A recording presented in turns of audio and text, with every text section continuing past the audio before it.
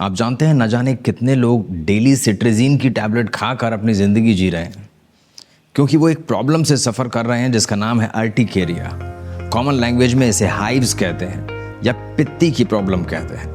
अगर आप इस बीमारी से हार चुके हो और एंटी एलर्जिक्स लेकर के ज़िंदगी जी रहे हो और सब कुछ ट्राई कर चुके हो, किसी ने कहा चिकन नहीं खाइए, मटन नहीं खाइए, वो छोड़ दिया। किसी ने कहा दूध दही पनीर छोड़ दीजिए, वो भी छोड़ दिया। किसी ने कहा खट्टा नहीं खाना है, नींबू छोड़ दीजिए, संतरे मौसमी छोड़ दीजिए, वो भी छोड़ दिया है। 6 महीने 1 साल हो गए ऐसा कुछ भी नहीं खाया, उसके बावजूद भी प्रॉब्लम आपकी ज़िंदगी में है और एंटी एलर्जिक खाकर आप जी रहे हैं। दोस्तों, बिना बात के आप ऐसी चीज़ें छोड़ देते हैं जिसका कोई लॉजिक ही नहीं है। आप दूध दही पनीर छोड़ देते हैं बिना कंफर्म किए कि आपको अर्टिकेरिया इससे हो रहा है या नहीं। आपको कैल्शियम, विटामिन डी और प्रोटीन की कमी हो रही है। विटामिन सी रिच सारी चीज़ें आप छोड़ देते हैं। आप खट्टा नहीं खाते, नींबू नहीं खाते, मौसमी नहीं खाते, संतरे नहीं खाते। आपको विटामिन सी डेफिशिएंसी हो रही है। इसका मतलब ये है कि आपका इम्यून सिस्टम और वीक हो रहा है, स्किन और वीक हो रही है और बीमारियाँ आपके ऊपर और हावी हो रही हैं। तो दोस्तों, समझदारी से कैसे काम करना है, पहले ये पता चलाना है कि आपको किस चीज से एलर्जी है। तो that is what I am explaining it today, elimination technique. मैं डॉक्टर नितिन वर्मा एक सर्टिफाइड डर्मेटोलॉजिस्ट हूं और आज हम बात करेंगे एलिमिनेशन टेक्निक। ये ऐसी टेक्निक है जिससे आप पता कर सकते हैं कि क्या कारण है आपकी एलर्जी का, आपके अर्टिकेरिया का, किस लिए आपकी स्किन हाइपर सेंसिटिव है किसी पर्टिकुलर चीज के लिए। और जो लोग अर्टिकेरिया से बहुत लंबे समय से जूझ रहे हैं उनके लिए आज बताऊंगा क्या है लेटेस्ट जनरेशन ट्रीटमेंट। आप जानते हैं कुछ बायोलॉजिकल्स और इम्यूनोग्लोबुलिन्स भी आए हैं जो अर्टिकेरिया को लंबे समय के लिए शांत कर देते हैं। आप इमेजिन करिए, आप कहीं बैठे हुए हैं, अचानक ही आपकी कहीं से स्किन रेड हो जाती है, थोड़ी देर में ही कुछ उभार आ जाता है, स्किन फूल जाती है और उसमें सीवियर इचिंग शुरू हो जाती है जो कि अनकंट्रोलेबल है। एक की जगह 10 पैचेज आ जाते हैं, कहीं पर भी हो जाते हैं, फिर कुछ घंटों में अचानक सबसाइड हो जाते हैं। जी हाँ, यही अर्टिकेरिया होता है जिसे हाइव्स कहा जाता है। ये आपकी स्किन की हाइपर सेंसिटिविटी होती है किसी पर्टिकुलर एलर्जन के लिए। हर एक इंसान के ट्रिगरिंग फैक्टर अलग होते हैं। कुछ खाने की चीज़ें हो सकती हैं, कुछ पहनने की चीज़ें हो सकती हैं, कुछ मौसम का बदलना हो सकता है, सडन टेम्परेचर चेंज हो सकता है, सडन ह्यूमिडिटी चेंज हो सकता है, स्ट्रेस हो सकता है, रनिंग हो सकता है, एक्सरसाइज या फिर ब्लड सर्कुलेशन का फास्ट होना, ये भी कारण हो सकता है। हेयर कलर हो सकता है या कोई सिंथेटिक क्लोथ जो आप पहनते हैं, टाइट क्लोथ पहनते हैं, वो भी कारण हो सकता है। और कई लोगों के कारण ऐसे होते हैं जो बहुत रेयर हैं, जो पता चलना बड़ा मुश्किल होता है।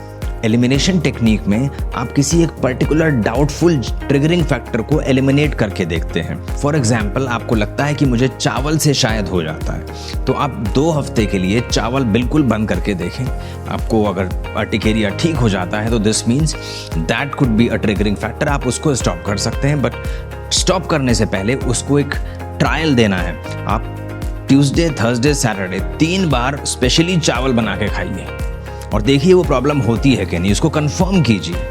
बिकॉज जब भी आप चावल खाएंगे वो प्रॉब्लम होनी चाहिए। ऐसा नहीं होगा कि कल तो चावल से हो गई थी और आज नहीं हो रही है। अगर वो ट्रिगरिंग फैक्टर है तो हमेशा प्रॉब्लम करेगा, इस बात को जरूर नोट कीजिए। इसी तरह से आप ट्राई कर सकते हैं, कोई सिंथेटिक क्लोथ्स या फिर कोई ज्वेलरी आप पहनते हैं तो स्पेशली ट्राई करके देखिए, कंफर्म कीजिए कि वाकई उसी से है या नहीं। अगर ट्रिगरिंग फैक्टर वो है तो वो हमेशा ट्रिगर करेगा। और ज़्यादातर लोग भूल जाते हैं, stress also could be a triggering factor. आप नोट करेंगे कि बच्चों को एग्जाम डेज में अक्सर अर्टिकेरिया के चांसेस बढ़ जाते हैं। अगर लाइफ में कोई स्ट्रेस चल रहा होता है तो स्किन डिसऑर्डर्स यूजुअली बढ़ जाते हैं। तो इसका मतलब ये है कि स्ट्रेस भी एक ट्रिगरिंग फैक्टर हो सकता है। दोस्तों, कभी कभार ऐसा होता है कि आप हर चीज़ एलिमिनेट करके देख लेते हैं, फिर भी कारण नहीं मिलता है। तो हो सकता है ऐसा कुछ रेयर कारण आपकी एलर्जी का हो। कुछ एग्जाम्पल देता हूँ। एक आदमी था जो पूरी जिंदगी अर्टिकेरिया से सफ़र करता रहा। दिल्ली के 20 डॉक्टरों को उसने दिखा दिया, उसके बाद भी वही कहानी कि जब तक दवाई लेते हैं असर है, छोड़ने के बाद फिर तकलीफ हो जाती है। रिटायरमेंट के बाद उन्होंने हेयर कलर लगाना छोड़ दिया और उसके बाद एकदम प्रॉब्लम सॉल्व हो गई, अर्टिकेरिया डिसअपीयर हो गया। इसका मतलब hair colour was the triggering factor. एक और एग्जाम्पल देता हूँ। एक इंसान बहुत टाइम से अर्टिकेरिया से जूझ रहा था। बाइक से रोज ऑफिस जाता, घर आता। एक दिन उसका एक्सीडेंट हुआ, उसने बाइक चलाना छोड़ दिया। उसके बाद पैर में कुछ रॉड डली थी, उस वजह से बाइक चलाना छोड़ दिया और बाइक चलाना छोड़ने के बाद एकदम ठीक हो गया। बाद में रियलाइज हुआ कि जो बाइक के हैंडल थी उसकी रबड़ थी, उससे उसको प्रॉब्लम हो रही थी। वो जब भी ऑफिस जाता उसको बाइक को चला करके उसको वो प्रॉब्लम हो जाती थी। तो that is a rare triggering factor. This means black जो रबर होती है वो उसको ट्रिगर कर रही थी। तो दिस मीन्स आपको वाइड ओपन माइंड करके भी सोचना होगा कि कुछ भी हो सकता है, और जिस चीज़ पे डाउट जाए उसको एलिमिनेट करने की कोशिश करें और ऑब्जर्व करें। इसी तरह के कुछ रेयर ट्रिगरिंग फैक्टर होते हैं, जैसे इंसान बाथरूम से अपने रूम में आता है नहाने के बाद तो प्रॉब्लम हो जाती है। सडन ह्यूमिडिटी चेंज, आप रज़ाई से बाहर निकलते हैं या सडनली ऑफिस के बाद आते हैं, कपड़े चेंज करते हैं तो सडन बॉडी टेम्परेचर चेंज होता है, उसकी वजह से भी अर्टिकेरिया हो सकता है। कुछ लोग जिम में वर्कआउट करते हैं उसके बाद ये प्रॉब्लम हो जाती है।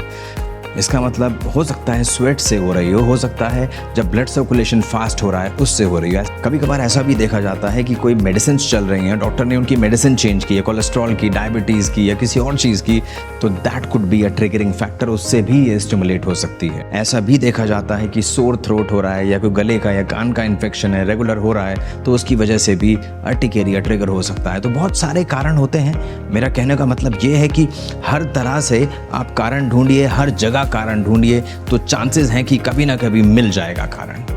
और जब तक अर्टिकेरिया का कारण आपको नहीं मिल रहा है कि किस चीज़ से बचें, आपको पता नहीं चल रहा है, तब हम जाएंगे ट्रीटमेंट पार्ट पर कि जब तक उसे कैसे मैनेज करें। चलिए आते हैं अब ट्रीटमेंट ऑफ अर्टिकेरिया पर। पहला पॉइंट तो अभी भी वही रहेगा, to eliminate the real triggering factor. अगर आपको ट्रिगरिंग फैक्टर पता है तो हर तरह से उससे बचें। Second point is anti allergic. अब एंटी एलर्जिक्स कई तरह की आती हैं, लीवोसिट्रिजीन, सिट्रिजीन, हाइड्रोक्सीजीन, बेलास्टीन, बहुत सारी मेडिसिन आती हैं। आप ब्लाइंडली कभी ना लें, किसी डॉक्टर से कंसल्ट कर लें और उसको एक सीक्वेंस से फॉलो करवाया जाता है। स्किन में एक मेमोरी क्रिएट हो जाती है उस एलर्जन के लिए, उस ट्रिगरिंग फैक्टर के लिए, तो हमें उस मेमोरी को फेड करना होता है। उसके लिए long term anti allergics required हैं। आप पहले 2-3 एंटी एलर्जिक्स लेंगे, फिर 2 करेंगे, फिर 1 करेंगे, फिर धीरे धीरे करके उसकी टेपरिंग करेंगे। कभी भी अपने आप स्टेरॉइड ना लें, बिकॉज अर्टिकेरिया के ट्रीटमेंट में 3rd स्टेप में स्टेरॉइड भी इंडिकेटेड है, but for limited use, that is only for the initial phase. जब लगता है कि एलर्जिक फैक्टर इतने ज़्यादा हैं कि उस आपकी लाइफस्टाइल को डिस्टर्ब कर रहे हैं, माइल्ड से स्टेरॉइड्स इंडिकेटेड हैं कुछ समय के लिए इन्फ्लेमेशन या एलर्जी को कम करने के लिए, बट लेटर ऑन उसको विड्रॉ करना भी उतना ही ज़रूरी है। तो कभी भी ब्लाइंडली आप स्टेरॉइड्स ना लें, बिकॉज हमारे पास रेगुलरली पेशेंट्स आते हैं और बताते हैं कि मैंने वहाँ पर ये डेकाड्रॉन का इंजेक्शन लगवाया या फिर ये बेटनेसोल की टैबलेट्स ले ली, यहाँ पर ये करा वो करा। कभी भी इंजेक्टेबल्स तो बिल्कुल ना लगवाएं किसी भी लोकल क्वैक के पास जा करके।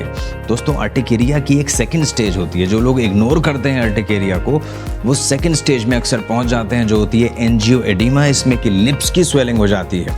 आप सुबह उठेंगे, आपका लिप्स स्वोलन होगा, या फिर आईज की स्वेलिंग हो जाएगी। इतनी ज़्यादा स्वेलिंग हो जाती है कि कभी कभार आंखें ही नहीं खुलती हैं, पूरे फेस पर स्वेलिंग हो सकती है, इंटरनल ऑर्गन्स में भी स्वेलिंग हो सकती है, जो कि लाइफ थ्रेटनिंग कंडीशन भी बन सकती है। तो इसीलिए हमेशा सीरियसली लें अगर आपको एंजियोएडिमा हो रहा है, मतलब एलर्जी की वजह से स्वेलिंग हो रही है।